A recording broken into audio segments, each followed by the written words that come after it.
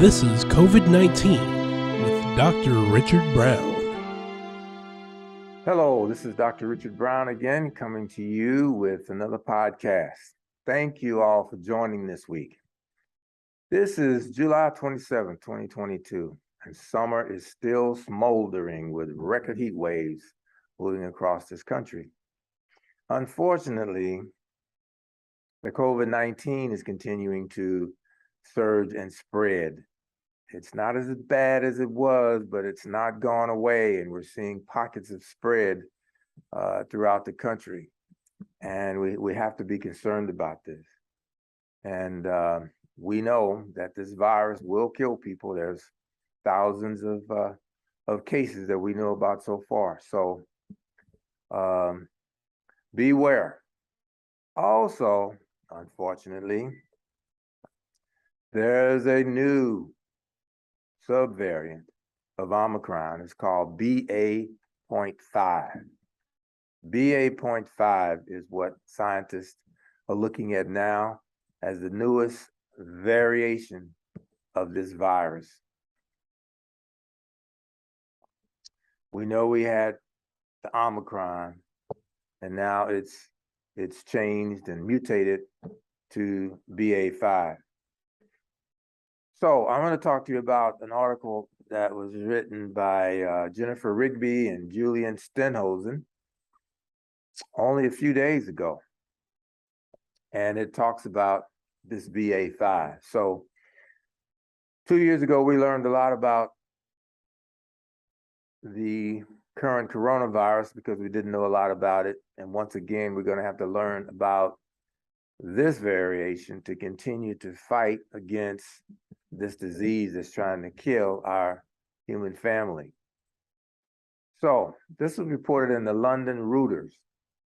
The BA.5 is part of the Omicron family, and it is the latest coronavirus variant and has caused waves of infection across the globe. According to the World Health Organization, most recent report, it was associated with 52% of the cases that was followed in the month of June 2022. And that's up about 37% in 1 week. In the United States, it is estimated to be causing around 65% of the infections. That's large enough that we need to be worried about this. So why are the numbers rising? Okay, BA.5 really is not new. It was first identified in 2022, January, and it has been tracked ever since by the WHO since April of this year. Now, who is the WHO? WHO is WHO, which stands for World Health Organization. And for those of you who may not know, the World Health Organization is a United Nations group that was established in 1948. And its concern is with improving the health of the population of the world and promoting prevention, and also controlling communicable diseases through various technical and project programs. So it is the organization that whenever there's an outbreak of a disease anywhere in the world, their scientists and people get involved, learn it, study it, and tell us how we need to fight it and control the disease so that we can stay alive. So BA.5 is the sister variant of Omicron. This is the strain that has been dominant worldwide since 2021. That's Omicron, that is. And it has already caused a lot of spikes in the rates. Even with reduced testing in countries including South Africa, where it first was found, as well as the United Kingdom and parts of Europe and Australia. So the BA.5 is out there and spreading. So why is it spreading? Well, like its closely related sibling BA.4, which we didn't hear a lot about, BA.5 is particularly good at evading the immune protection provided either by vaccination or prior infection. So even though you've been vaccinated, and even though you've had a prior infection even, you still can come down with and be infected by BA.5 because it's good at evading those protections that we already have. And so for this reason, the BA.5 has a growth advantage over other sublineages of Omicron. One of the scientists, Kirchhoff, who is a representative of the WHO, he's a technical lead on COVID-19. He told people 2 weeks ago, he said, for many people, this means that they are getting reinfected, often even a short time after having COVID-19. So Dr. Van Kerkhove said that WHO is assessing the reports that they're getting in about reinfection. So as they get new reports in from parts of the world, they're studying it because it's a learning experience that we have to keep participating in. We are still learning. It's an ongoing process. People live in a world now, especially in the United States, where things are black and white, things are this or that, things are exact or not exact.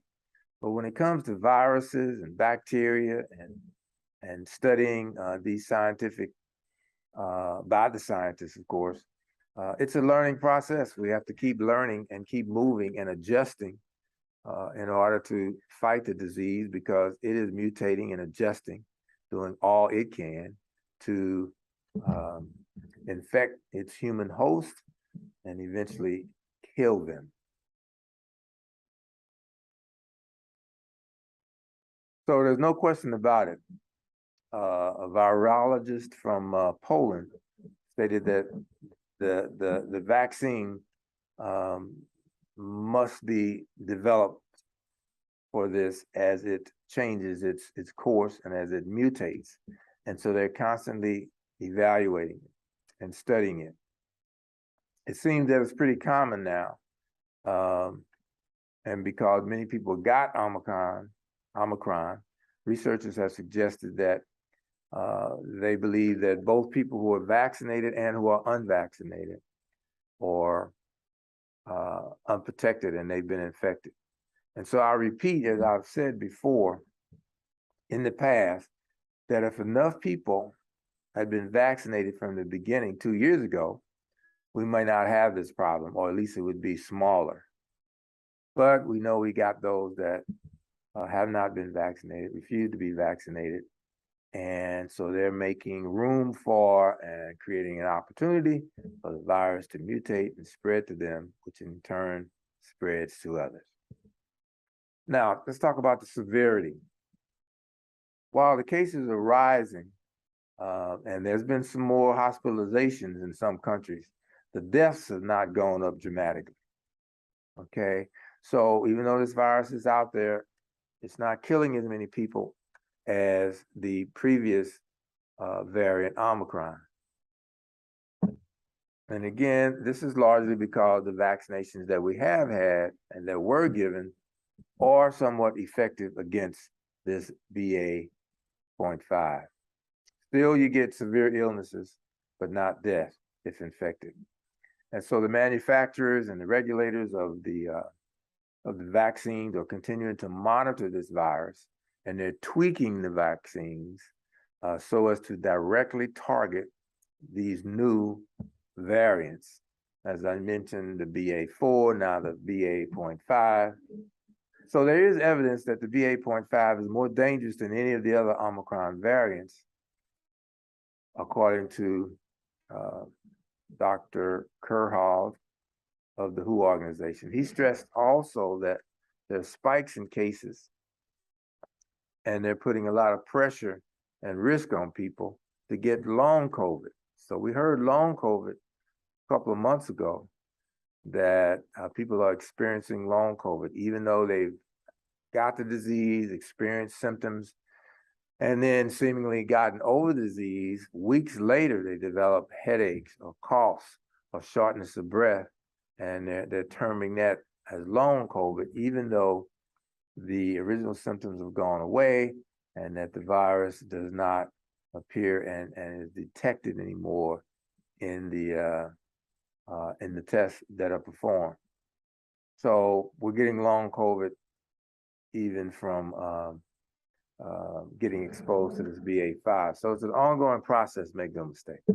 So the WHO and other experts have also said that the ongoing pandemic, prolonged by vaccine inequity and the desire in many countries to move beyond COVID-19, would only lead to more new and unpredictable variants. So the United States and other countries, they're so in a hurry to move past Omicron and the virus through opening up again and not wearing masks and not focusing on it, that it's allowing the disease to continue to spread.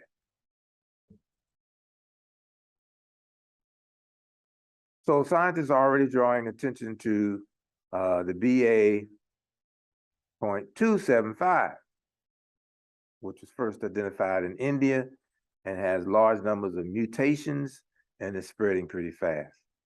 Again, the WHO said that the pandemic remains a global health emergency and that countries should consider public health measures like what we've been doing, masking, social distancing, especially when cases surge, alongside absolutely encouraging the population to get vaccinations. So what people fundamentally don't understand is that when there's a high level of community transmission like this virus is exhibiting, it will mutate. So we know, according to Dr. Poland, that there's other variants coming next. And he maintains in his specific words that we are playing with fire. We're playing with fire by not taking the necessary steps worldwide to defeat this disease. So also there are the naysayers, of course, that are still out there. These are the vaccine resistors.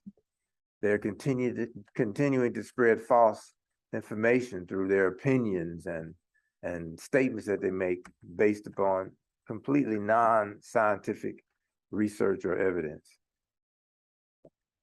So the disease continued to be publicized. I'm sure you've heard about that in one way or another. And it's kind of shaping up to be that if you're Republican, then you're more likely not to take the vaccination or to talk about those situations in which it may not be true or that it's a conspiracy theory designed to perhaps benefit the Democrats by encouraging things like mail-in ballots so that they can perhaps win the 2022 and 2024 elections. However, if you're a Democrat, you're more likely to listen to the science, take the vaccine, take the boosters, and encourage others to do so. So I've seen statements that say, oh, it's all a conspiracy. They're trying to win the next election. So I think personally that it's a great idea to mail in ballots. People are busy, even people that are poor. They are busy trying to get not poor, okay? And so to have a convenience of being able to mail in your ballot is a great convenience. I also believe that ballots and or voting should take place on weekends, like Saturday as well as Sunday. Way back when voting started, it was only the elite, people who owned land, that could vote. Now that we've made it clear, and it's in law that all citizens can vote, then you should make it convenient for them, not just restricted to the weekdays, not just restricted to going to the polls, but we should have mail-in ballots. Now there's those who say, well, people might cheat. You know, well, I think we got enough technology that we can perhaps prevent some of that. So we should move on past that. And of course, others have vilified Dr. Fauci, who's the foremost expert on the viruses and contagious diseases. And so I really just can't understand why there are those people who continue to not believe in the science and not believe in accepting that we do have a pandemic and a virus that's killing us.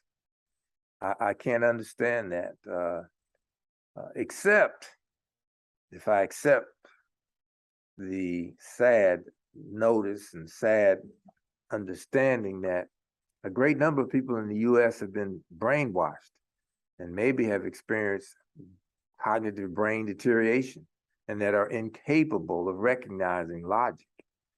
If I accept that, then maybe it's understandable. However, there is hope. There are many who respect the science and truth about the spread of the disease. I'm aware of at least one medical system here in Omaha that is taking steps to protect employees and patients in the midst of this pandemic.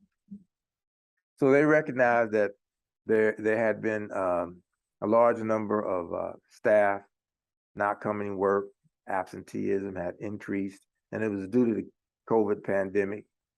And people have been calling in sick a lot. So they recently issued a memo to all of his employees informing them about the now dominant BA.5 variant that is now pretty contagious. And so they're letting their people know that, and also letting them know that it evades those situations in which you've already been vaccinated, or if you've even had COVID-19 already, it can get around that and infect you still. So they're actually asking people not to come to work, which makes sense if they feel sick. They're explaining through their communication mechanisms that some staff people thought they just had an allergy or the start of a cold, and then 12 to 18 hours later, they became sick with sore throat, body aches, fever, cough, and shortness of breath. The organization also goes on to explain that they will accept home test results. Now, they have to send a picture of the test stick and the instruction sheet showing what a positive results looks like to their supervisors. Free at-home tests have been sent to most people in the United States, so they're readily available. Some chain pharmaceutical companies have also provided free tests to the population. So there's really no reason that we cannot defeat this virus except for the unreasonableness of the 30% of the population who refuses to get vaccinated and boosted. So that's all I have for this session today. This is Dr. Brown, and I'll see you around. This has been COVID-19 with Dr. Richard Brown. If you'd like to leave suggestions, email us at ewcfacts@gmail.com. That's ewcfacts@gmail.com. This has been an EWC Communication production.